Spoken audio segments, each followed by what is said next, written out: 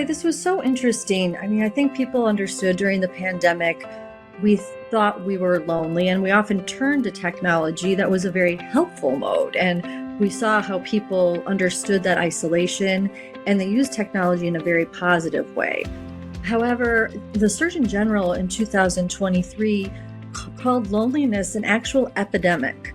And so then Harvard, their graduate department of education, in 2024 did a large study kind of trying to dig into loneliness.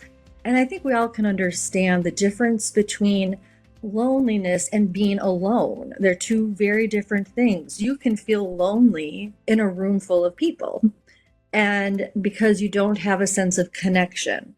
And so what they looked at is what were the main contributing factors, and the highest percentage was technology. And part of that, what they believe, is the lack of a true connection, and also the infinite scroll and taking time and then comparing ourselves with others. But what also was interesting, the people who felt least lonely in the survey were adults age 65 and older. And when we put those things together, what does that tell us?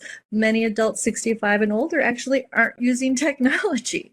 Like many things that are invented, and it doesn't often happen in such real time, where the inventor didn't realize that they were creating something that they later regret. Asa Raskin is the one that was the software developer for the infinite scroll. And what that really meant is you no longer had to click a tab to get to the next event. So we know that with our Instagram or a Facebook feed, or even now Netflix or any sort of streaming, the technology gives you and feeds you the next item. You don't have to do anything. It's just right there. What it does is it doesn't give your brain a chance to catch up to your impulse. So you just keep scrolling. He compared it to social media companies are taking behavioral cocaine and sprinkling it all over your interface. And that's the thing that keeps coming back. And I think we all know we might not want to be doing it. And we tell ourselves, oh, don't, or we put a timer on.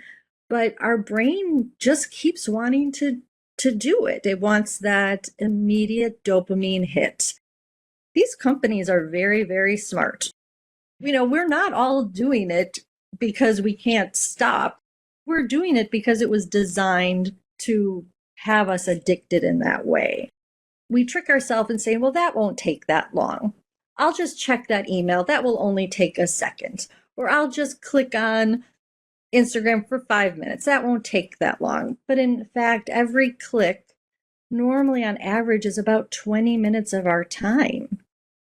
So if we start thinking of our time as our money and our currency, we can ask ourselves, is this serving me? Is this where I want to be putting my precious time? What am I gaining from that?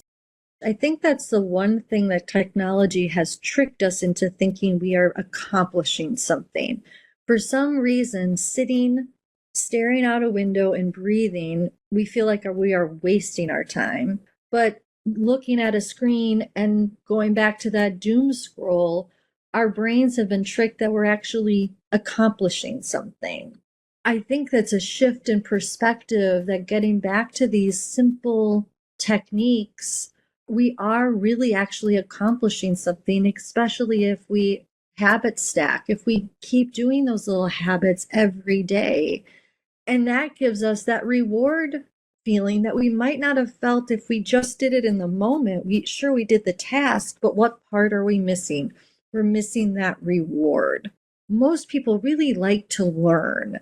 And when we're scrolling, I often ask myself, is this serving me?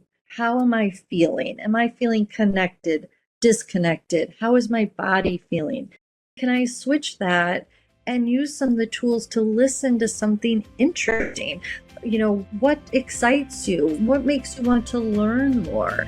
That's what our brain wants, is that sense of accomplishment.